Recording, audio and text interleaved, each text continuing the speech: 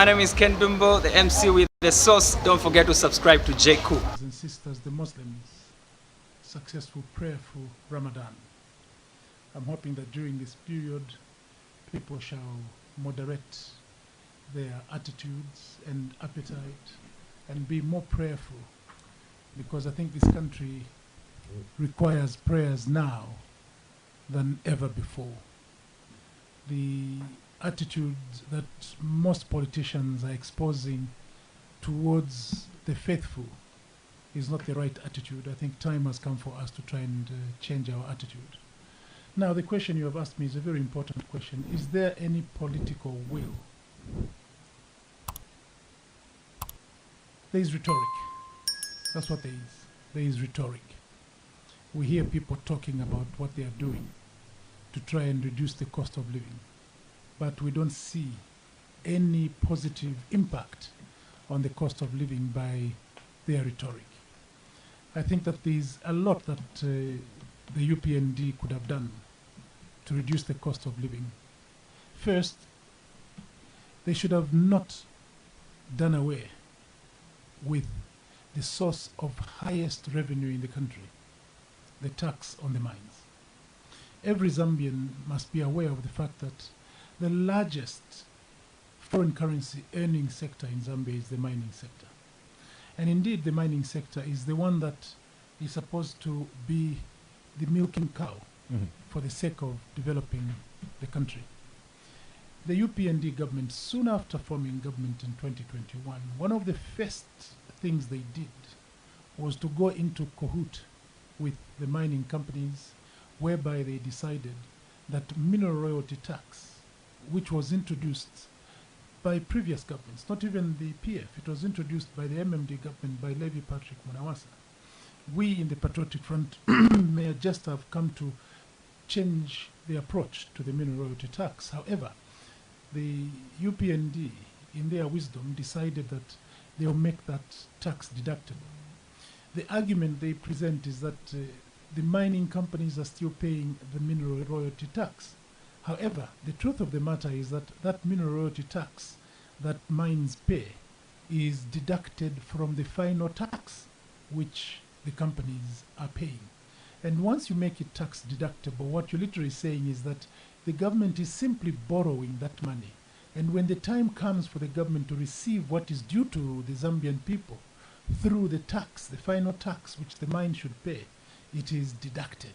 The government pays back to the mining company. In effect, there is no mineral royalty tax that's being collected in Zambia. Recently, you heard that the government had decided to even do away with the 15% export duty on precious metals. But when you look at the international market, and there are many publications showing you how Zambian precious metals are being sold on the international market. Our minerals are fetching a lot of money. And the government argued that because of the 15% duty that miners were paying on the export of mineral royalty on precious metals, the precious metals were becoming too expensive on the international market. And therefore, they decided to do away with the precious minerals export duty. In effect, what that means is that companies can mine your precious metals and export without any benefit to the Zambian people. The third is the agricultural sector. The UPND government has really created a mess of the agricultural sector. And they created a mess because, unfortunately for them, they are looking at governance from a highly partisan perspective. They thought that when the Patriotic Front increased the quantity of inputs that were being sent to the northern part of the country, it was because we were paying back for votes. We were not paying back for votes. What we were doing in increasing the quantity of inputs in the northern province than what was the practice hitherto was because we saw the weather pattern. We saw the shift of the rain pattern from the southern part of the country to the northern part. Those who are as old as I am and older than I am and those who have studied the climate pattern in Zambia will remember that in the 60s, 70s, and part of the 80s, the southern part of the country received the very best optimal rainfall for production of maize and other crops. Towards the end of the 80s and the 90s, the pattern shifted. The optimal rainfall for crop production moved to the central part of Zambia. This is the reason why you also saw farmers moving from the southern part of the country towards the central part of the country. In the 2000s, again, it shifted. And this is because of climate change. And as you are well aware, the Sahara Desert is growing towards the north. And because of that, we in the Patriotic Front realized that if we continued to give little input to the northern region, because the people in the northern region have not been used to large-scale farming, they've been used to small-scale chitemene farming, we would be missing and losing out on the opportunity that God has presented to the people in the north. That is where the optimal rainfall is.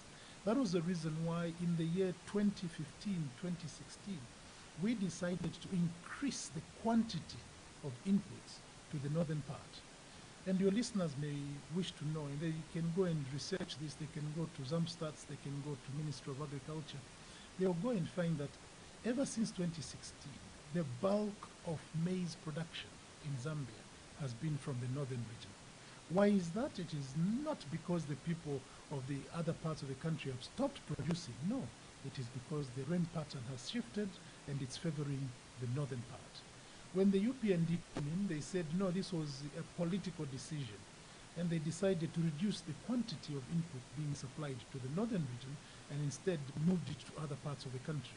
Which parts of the country, I'm afraid, were not receiving, and up to now are not receiving optimal rainfall. When they receive rain, it is above optimal rainfall for maize and crop production. There are floods in those areas. So this is one of the biggest challenges that the UPND has created for the country and created for themselves.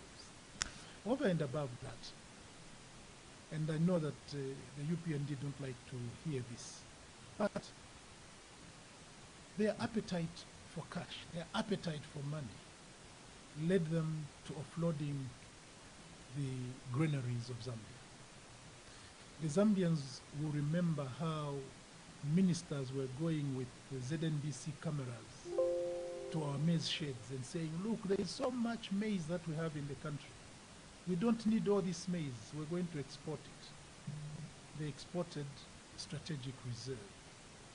And because there was no maize the following season, they were forced to import. And they started importing GMO. And you heard about the aflatoxin that was in our maize, the aflatoxin that people were subjected to. Also bear in mind that the imported maize was being imported at a price higher than the price at which our local farmers were being made to sell their maize to FRA and through FRA to our millers, and therefore the price of milling meal increased. All these challenges and the mess that was created by the UPND government. Mr. Lubine, my question to you from your submission is, as far as taxes are concerned, would we be in a better position, and how would the situation be like on the ground if this mineral royalty was not made deductible? Where would we be today? Would have been in a much, much stronger position, because that mineral royalty would have been contributing to government revenue. A country which has a budget that is financed 80% from tax from employees is not a productive country. A country must generate revenue from its natural resources. In Zambia, unfortunately, the government budget is financed by you and me, the workers. And yet the productive sector, the mining sector, is not releasing any revenue to the economy. This is the reason why we're where we are today. When you hear them that they are not willing to subsidize fuel, they are not willing to subsidize electricity, they are not willing to subsidize anything, they are not willing to subsidize agriculture to the extent that the PF was subsidizing, it is because they are cash strapped. They don't have the money And they don't have the money because the mining sector is not generating the money that it should be generating. People must not forget that the mineral resources of Zambia are an endowment of all Zambians. That's not an endowment only for those who have the capital to go and start mining. No, those resources were an endowment for every Zambian. All of us should be getting a benefit from the mines because that was God-given to Zambians. As things are now, that endowment is only benefiting the mine owners and their friends. Unfortunately, this is why we're where we are today. The government is broke. It is literally broke. Remember that in 2021, when they took over office, they were bragging on all radio stations and blaming the PF and saying, we have challenges because of debt. Now we're paying huge amounts of money for debt servicing. Well, they entered into debt restructuring, and they said, now we've gotten a debt restructuring program, and we're going to save the money that was supposed to have spent on debt servicing. But what happened over the last 4 years? Whereas they found the debt at 14 billion, they have moved it, in 4 years, they have moved it to 21 billion. In 4 years, they have borrowed 7 billion. What has caused them to borrow? It is because they have been unable to finance domestic requirements from domestic revenue. And they have failed to do that because they are missing the opportunity of taxing the mines. I want to go back, as we're talking about this issue to do with tax regimes, with the mining. The UPND, when President Hakainde Hichilema was sworn into office, he set an ambitious target of us producing 3 million metric tons of copper in 10 years. Looking at what has been done to the tax regime and the production, as far as production is concerned, what has happened in the last 4 years. Last year we did hear that now we're producing more copper from, in a long time. Don't you think we are moving in the right trajectory as to us changing our tax regime so that we attract more investment? You know, to say to your children that we're going to cook more nshima for you, all right? And yet you consume less than what you're consuming when we're cooking less nshima is diabolical. They are producing more copper now than we were producing before. But what is the impact on the lives of Zambians? What is the contribution of that increase in production to the revenue of the country? Zero. So we're even better off leaving the copper where it is. Leave it to the future generations because they might be wiser. They might come and exploit that copper for the benefit of Zambians. Because now, what are we getting out of it? Is it true to say there's zero What is there addition if we produce more copper? There's nothing we're getting. For as long as we're not taxing them, it means there's nothing we are getting. Again, let me also throw another question to you, Mr. Lumda. Is it true to say we're not getting anything from our minerals? We're not getting anything because the mineral royalty tax is not being collected. Duty on export of precious metals is not being given to government because the government has said, take it, keep it. Remember what they even did with the maize. We were exporting maize. Whenever we had surplus, we were exporting maize. But at the point of export, we were also collecting export duty. When these guys came in and they said we're going to export all this maize, they even suspended export duty. What did that mean? That duty component which should have gone into government revenue was now being allowed to go into private pockets. The miners of these precious metals, when you tell them that we're going to take away duty, it doesn't necessarily mean that they're going to pay the workers more. No. All it means is that they are going to reduce the price of the emeralds on the international market. Or if they don't, the extra duty which they should have paid, the 15%, goes into their bank account instead of it going into Control 99 to support the cost of living of Zambians. So people have also argued, and they will also argue all the time. UPND will argue and say, the mines have employed a lot of people. Yes, the mines have employed a lot of people, but compare the population of the people that are supported by the mines to the total population. Let's assume that the mines are employing a total of 20,000 people, and each of those persons is supporting 5. It's 100,000 people that are benefiting from the salaries they are getting from the mines. But what is 100,000 people compared to the total population of Zambia? 20 million. Those mines are supposed to impact the 20 million lives. Not only the 100,000 who are directly employed by the mines. No. This is the point that people must understand. And those 100,000 people, the government is getting money from them as pay as you earn. Instead of the government getting money from the exploitation of the minerals, they are concentrating on collecting money from the worker. No, that is wrong. What we must be doing in this country is to ensure that all natural resources, when we exploit them, the government collects revenue for and on behalf of the citizens. After all, that is the number one role of a government. The role of a government is to ensure that it collects on behalf of the people and distributes so that there is equity in the economy. What is happening now is that the government is failing to collect revenue on behalf of the Zambian people. Instead, it is allowing foreigners to keep the money outside Zambia. And once money is kept outside Zambia, what do you think happens? Your kwacha is devalued because there is no foreign currency coming back into the economy to come and support your kwacha. Mr. Lubinda, you're in government. The PF did introduce similar taxes and withdrew them as well after conversations with these investors. What is different now that the UPND is doing things that you did as a PF as well? I'll give you an example of sales tax that was introduced and it had to be reversed as well. The sales tax was to be a replacement of value-added tax. Mm-hmm. But when the economy and the participants in the economy said this was going to be a very challenging taxing system, we reverted to VAT. So it's not as though we suspended anything. We did not. There was an idea to replace value-added tax with sales tax. All right? Now, when we saw that it wouldn't be as effective to collect tax as through the formula of VAT, we did away with sales tax. We did away with the plan to introduce sales tax to replace VAT. So please let the listeners get it correctly. We did not abolish sales tax at all. Sales tax was abolished many years ago when VAT was introduced.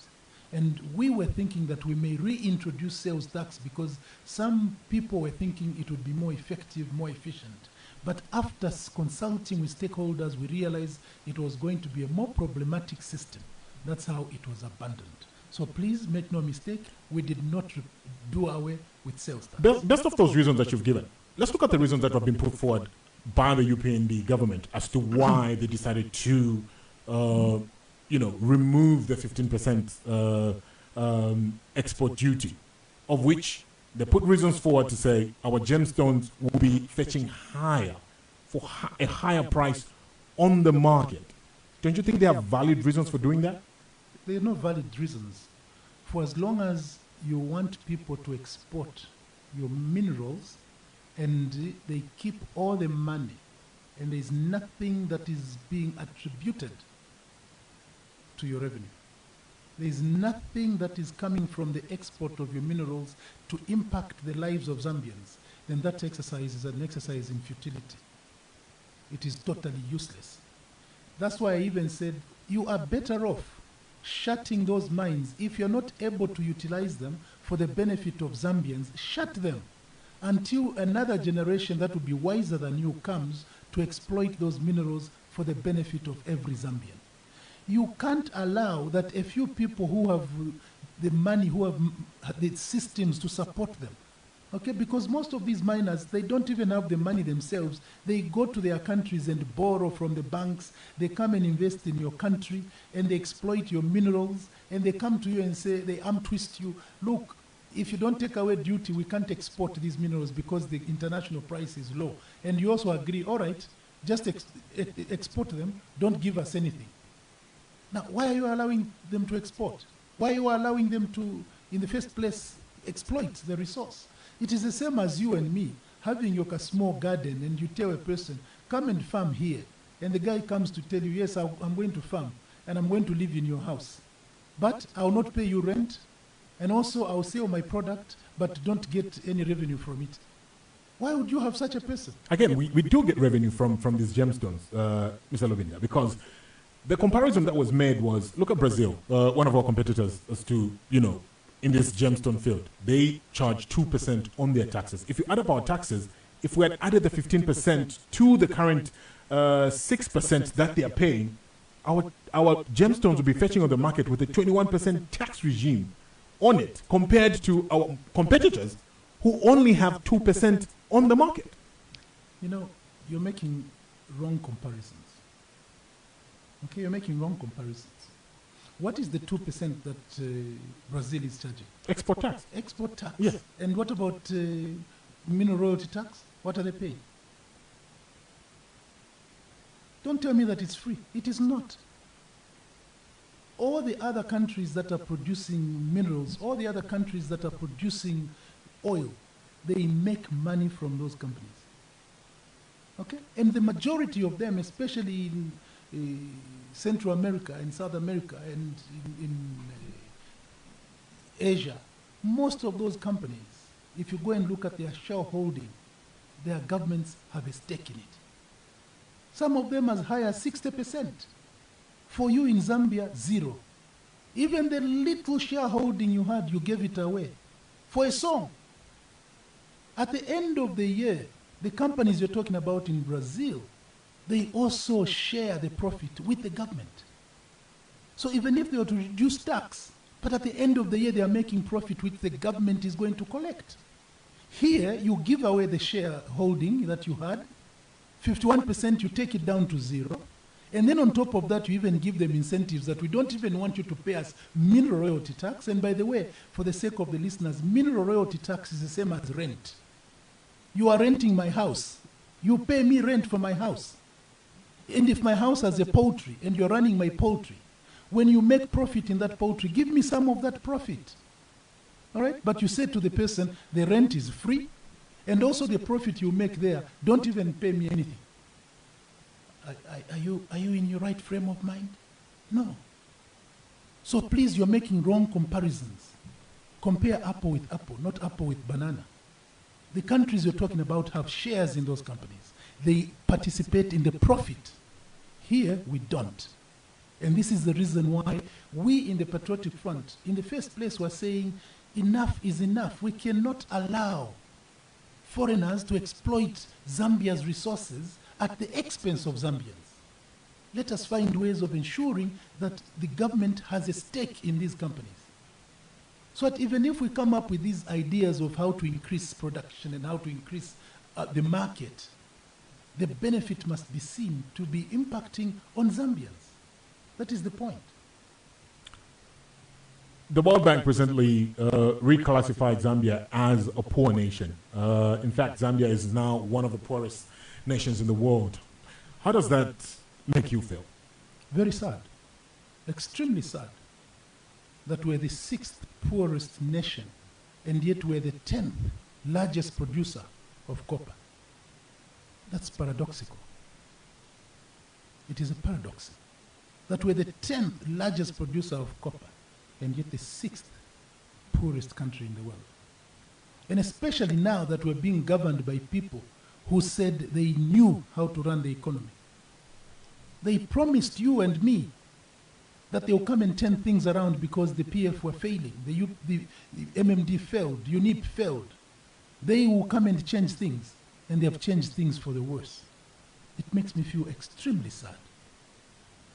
We had brought Zambia, the PF had brought Zambia to become the bread basket of the region.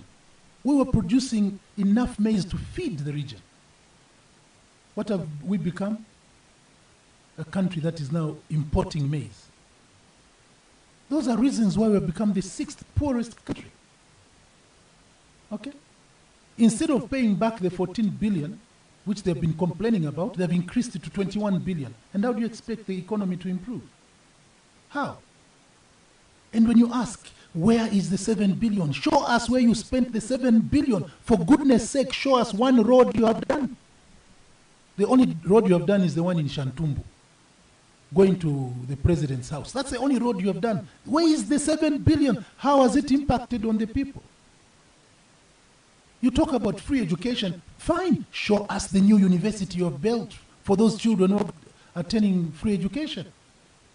Show us the secondary school you have built. Show us a cancer hospital you have built. Instead, even the cancer hospital you found is now dilapidated, and there are no drugs. But you borrowed 7 billion. This is what is creating the crisis where Zambia has become the 6th poorest country in the world. What's the solution here, Mr. Lubinda? The solution is to kick out UPND next year. That's the solution. Kick out UPND next year. Unfortunately, UPND were full of themselves, and unfortunately, they are not even willing to accept that they have failed.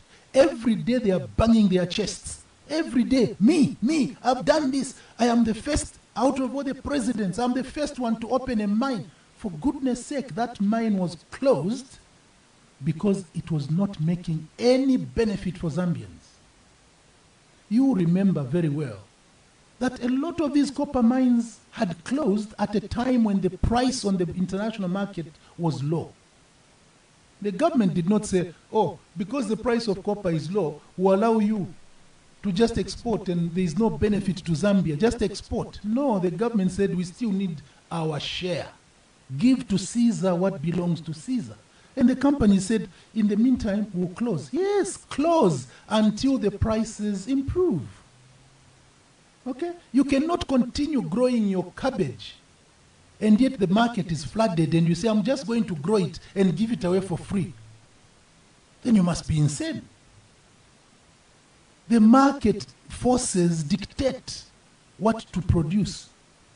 And if there is no appetite for the emeralds at this particular moment, please don't waste them by digging them up and throwing them away. No, leave them where they are until such a time that the prices increase. This is simple economics. This is simple application of the rule of supply and demand. So, for you, Mr. Lubinda, the solution that Zambians must seek is to kick out the UPND. But I want to throw another problem at you and see how you would deal with it as the PF if you were in government today. Because Zambians have been experiencing long hours of load shedding, which has affected the country's manufacturing sector, and the manufacturing sector has not been spared to this. And we've seen how many hours of load shedding we're all getting. What needs to be done to find a lasting solution? Because we experienced this under the PF as well, load shedding, and we're now experiencing it again with the UPND. How do we then find a lasting solution to this problem? A lot of Zambians remember that when there was the shortage of local supplies, local generation of power, the PF government, realizing that the economy was going to be crippled if we didn't find alternative sources of power, we decided to import power. Remember when you got the power ship docked in Mozambique, supplying Zambia power, and we were getting money from the copper mines and some of the borrowed money to ensure that the economy continued to operate. This is the reason why you did not see places going without power for days to no end. No. We were a caring government. We did not think about our pockets. We did not think about lining our pockets. No. We subsidized fuel because we realized without fuel, the Zambian economy will grind to a halt. Okay, so if you ask me what would we do different, number one, we would not continue to export power at a time when there's no power for our saloon operators, when there's no power for our young people who are in the welding business, when there's no power for our butcheries. Today, if you go to a butcher, they will tell you meat has run out because we can't stock enough. Because if we stock a lot, our cold rooms will just not work. There is no power. What impact does that have on the cattle producer? It means that even the cattle producer can't sell as much cattle as they should. What does that mean for the rural economy? It collapses. And then you have a president who was telling you, when I come myself, I'm going to make sure that you have 3 square meals a day. Now he goes around and tells farmers, please, when you eat supper, that nshima that remains, don't throw it to the dogs. Keep it so that you can use it as chimbala in the morning. He does not even realize that there is no family that even leaves food on the table anymore. Because people can't afford it. How can people having 1 meal a day even have spare to live for tomorrow's chimbala? There used to be the concept of Chimbala when there was a lot. Now there is nothing. Children have to scrap the bottom of the pot. What Chimbala are they going to have? And who has caused this? The one who has caused this is the one who has given his friends tax holidays. The one who has caused this is the one who has sowed your maize. And yes, I agree that some of these problems are inherited, especially in the agricultural sector, it is inherited. But what is inherited is that Edgar Chagwalungu was not like Joseph to prepare for 7 years. Had he been Joseph, he should have actually stacked up maize for 10 years, knowing that there will be 5 years when there will be Hagainde who will not produce anything. But unfortunately, we couldn't do it. We had produced for 3 years. And they sold the maize that we had for 3 years, they sold it in a few months. And where is the money that they generated? Huh? The ones who sold the maize are private people. The government didn't get a kwacha. I want to take you back to my question, Mr. Levinda. Yes. What's the solution? What's the lasting solution to load shedding? The lasting solution to load shedding is to increase the generation of power. And if you look at the PF Manifesto 2021-2026, we had lined up new hydro stations that we wanted to build. We had also come up with the idea of encouraging people, private sector, to put up power stations. They are talking now about common carrier, as though it is their idea. It is not even their idea. Ask him, Bita Chitala, call him on this radio station. Bita Chitala was chairman for ZESCO. I was Minister of Justice. And I can't remember, I think Yaluma was Minister of Energy. That is when we amended the ZESCO Act to make sure that ZESCO becomes a common carrier. And the reason we did that was because we were preparing ourselves for the private sector to participate in the generation of power. And we knew that the major challenge was transmission. That's how we said, let ZESCO be a common carrier. And they come and implement it, but they implement it in such a haphazard, haphazard fashion that is not impacting on the people. When the people who are supposed to go and put up your hydro power stations are looking for power, then you are exporting your power to Namibia. And I want to say thank you very much for the cabinet secretary from Namibia who came and told you Zambians that you Zambians, while you are suffering, you are facing load shedding. This government is so benevolent to us Namibians. They are continuing to give us power. Who does that? Your children cannot go to school because you have no fuel in your car. But because you are such a strange fellow, you are getting money and giving your neighbors' children to pay. They can't even go to school in a bus. But mine must not go to school. And you say that you are a productive father. No. That is short of being insane. Because you must protect your economy first. Huh? We heard the story that if we stop exporting power now, when we have a shortage, when we increase our capacity, that market will have collapsed. Other people have penetrated that market. And therefore, when we increase our production, we'll have nowhere to sell power. You will not increase your production of power for as long as your economy is stagnant. How would you grow your economy and make sure that there is investment in better generation? And then you can start to think about how to supply other countries. Mr. Levinda, how would you increase the power generation of the nation? We did see that, as a PF then, the projects on the Kafira Lower Gorge, but experts have told us that every 3 years we're expected to have a drought in Zambia or this particular southern part of Africa. After 3 years, there's that drought that happens. Okay? So, do we still continue to invest in hydropower? What is the long-term plan for the PF if they were to come back into office? To tell you what our plan is, I'll tell you what we also planned just when we got into office in 2011. Zambia's generation capacity in 2011 was 1,600 megawatts.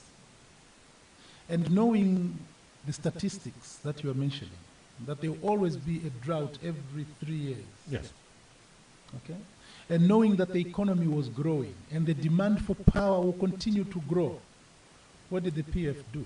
The PF borrowed and invested in more generation capacity. By 2021, we had doubled Zambia's power generation capacity to 3,200 megawatts.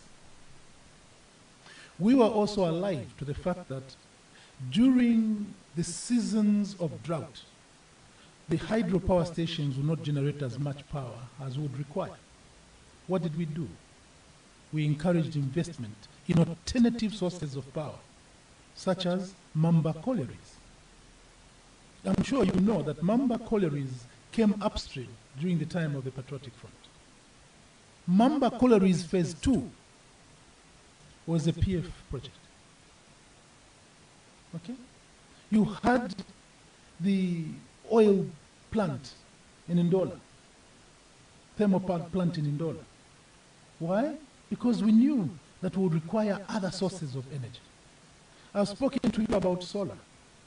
We already had plans to encourage the private sector to invest in solar farms to provide power alternative from hydro.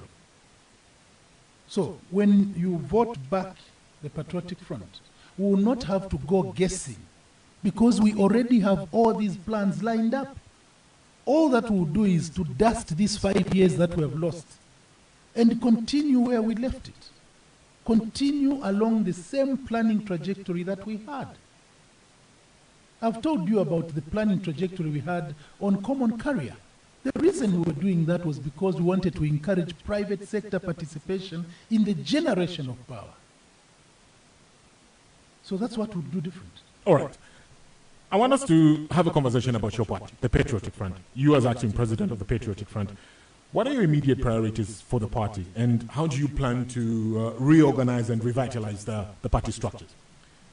The structures of the party are intact, totally intact, and I'm very happy that unlike what our doomsayers have been trying to do, they have failed to reach to our members.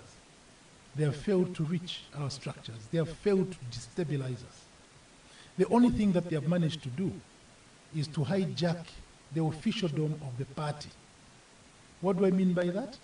Because they have the power, they have managed to change the office bearers, the official office bearers on a piece of paper that is domiciled at the office of the Registrar of Societies. That's the only thing they have managed to do. The rest remains the same. As a matter of fact, the rest is on an incremental trajectory. More and more people are coming to the Patriotic Front. And this is more the reason why we're extremely happy that our colleagues in other opposition political parties realize that the Patriotic Front is not dying. Instead, it is growing. And our friends said to us, come and partner with us so that we grow together. And we're happy to be a party of the Tonsi Alliance. And as I speak to you, I agreed to come on this radio station because of the respect I have for your invitation. My colleagues right now are having a meeting. The Tonsi Alliance Council of Leaders are in a meeting, after which they'll have a press briefing. But I decided I'll come here and I'll ask my colleagues to go ahead with that meeting, and I'll ask my party to represent me at that meeting. But I wanted to come and spend time with you, and through you, with your listeners. Straight from here, I'm going to join my colleagues. So the truth of the matter is that the Patriotic Front has not been negatively impacted with regard to membership. It has been negatively impacted, and this I can't deny, it has been negatively impacted insofar as officialdom is concerned.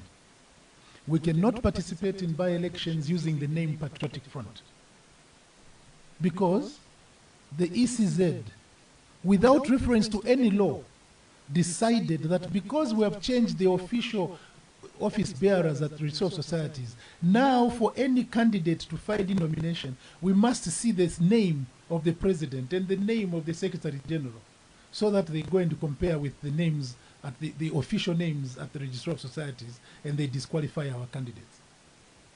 Yes, that is a negative to us. We are not able to organize rallies in the name of the Patriotic Front. Because when we do, then they'll ask, which faction do you belong to? Okay, so we are suffering out of that. Yes, I admit we are. But with regard to the members, no. How did you get here as the Patriotic Front? How did you get here as the Patriotic Front? We got here because we thought that we're being governed by people who had the same value for democracy as we do.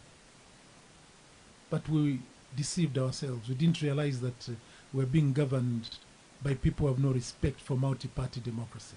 We didn't realize that we're being governed by people who want to decimate multi-party democracy so that they can return one-party leadership in the country. That's how we got here. Because you will recall that in 2022, the Patriotic Front Central Committee met and drew out a roadmap, which was to lead us to holding an extraordinary conference. And we required that extraordinary convention because Edgar Chagwa had retired from active politics. And we had to replace him before the scheduled general conference, which is meant for 2026. We were supposed to have gone to a constitutional convention in November of 2022 because we had to amend our constitution to suit the times before going to the extraordinary conference. As we were preparing for the constitutional conference, Hakainde Hichilema sponsored a coup on the Patriotic Front.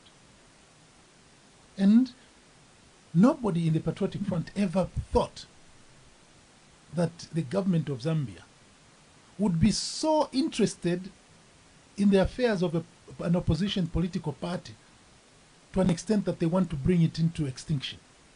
We didn't believe that. So we were caught unawares. But that's what happens also with the coups in nations.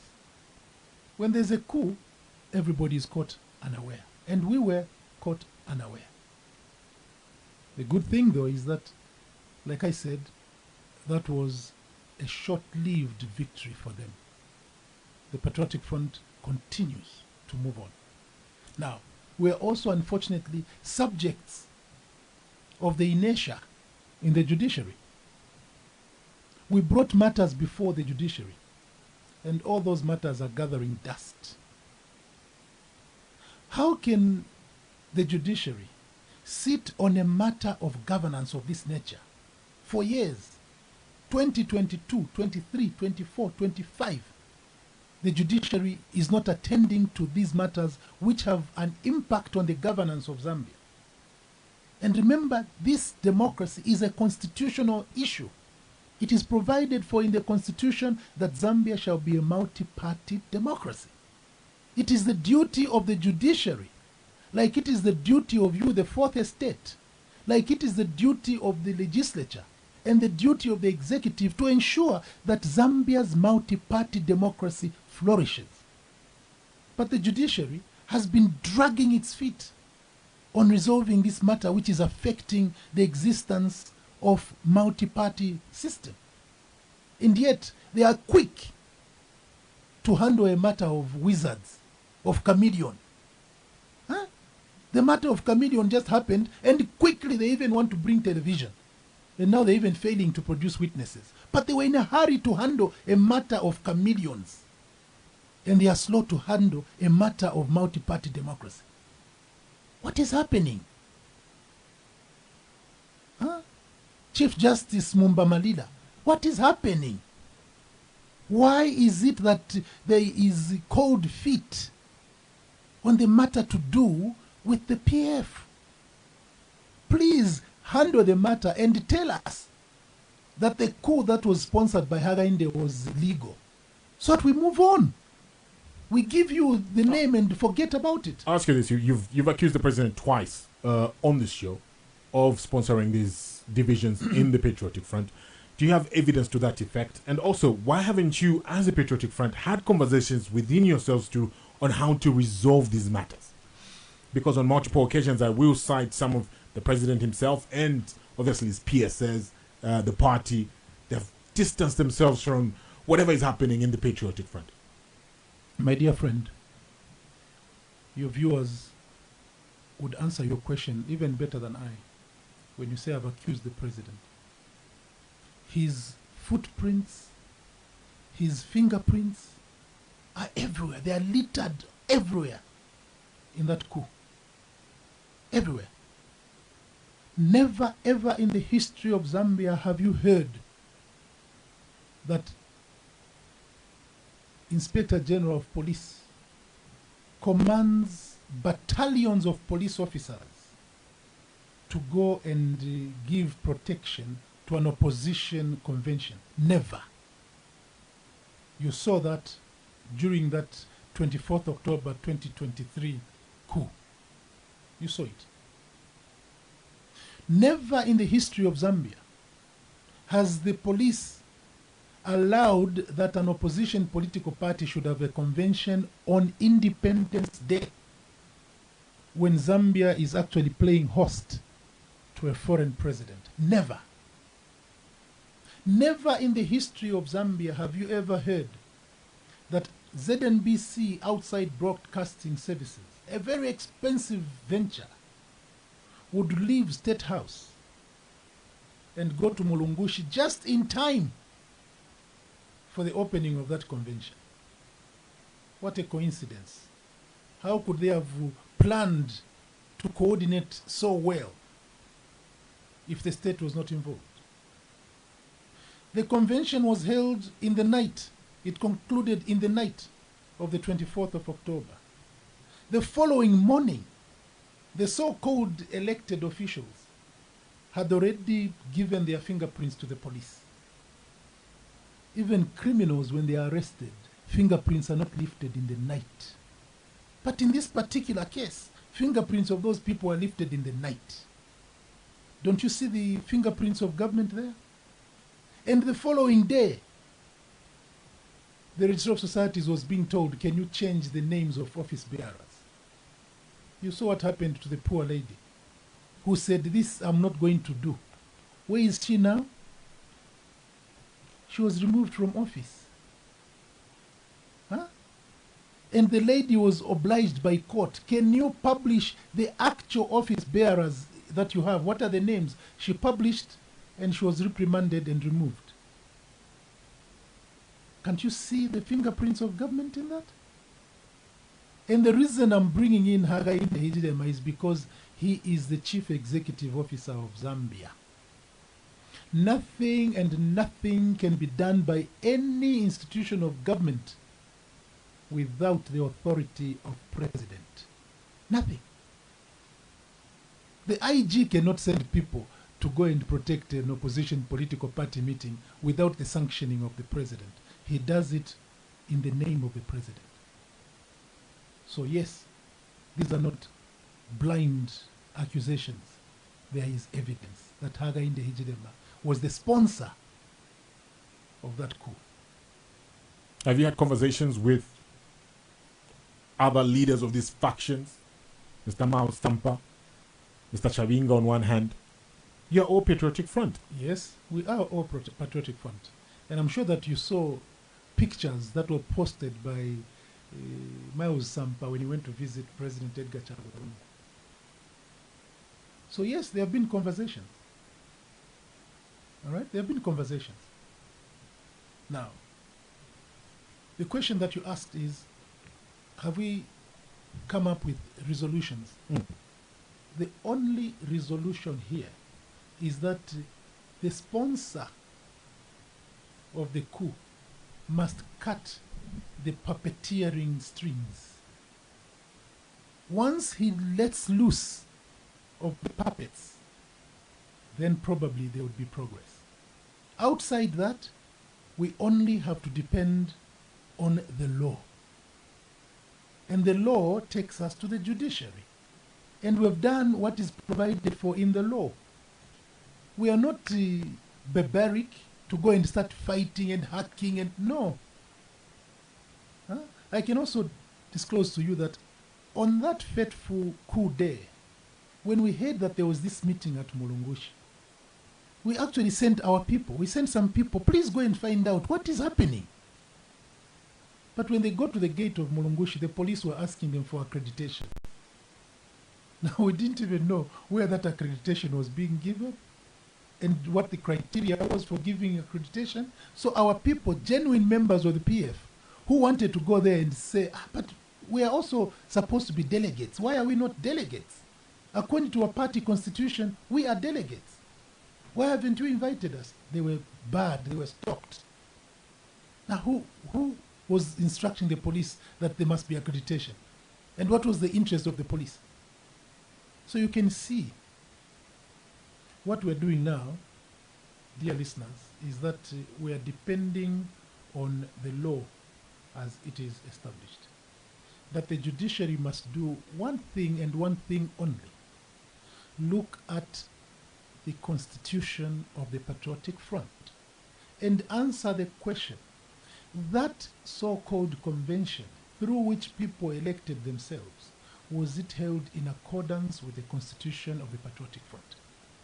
And if the answer is yes, then we will lose the contention ourselves and say, well, the judiciary has told us that we are wrong. And they will show us in the constitution that yes, it is permissible to hold a convention in the manner that it was held in 2023. That's all we're asking. But in the meantime, we will not sit back. We sat back for 2 years because we were confident the judiciary would handle the matter with the agency it deserved. But we have realized we're losing ground. Losing ground because our people are not hearing us. We're not participating in elections. We are happy that we joined hands with our colleagues in the Tonse Alliance because now it gives us latitude to go out and meet our people. And we're happy we're meeting our people. And I'm hoping that my colleagues now in the meeting they're having, they're also looking at the forthcoming by-elections, the 2 wards that are coming up, so that PF will go and work together with our colleagues in the alliance to win those seats, like we did in Petaoki. All right. Before we open the phone lines, I'd like to get your opinion on this. The Bank of Zambia has come up with new banknotes, which will be launched on the 31st of this month, March. What are your thoughts on this? Just money-making machine, that's all. That's all they're doing. Tell me what they're going to resolve. What is it that is going to change on the cost of living of people? And what a contradiction of policy. Huh? The world over is moving away from a cash society. The whole world is becoming cashless. For years in Zambia, we've been campaigning for financial inclusion. We've been campaigning that we should have plastic money. We should have e-commerce. Okay? The idea with e-commerce is that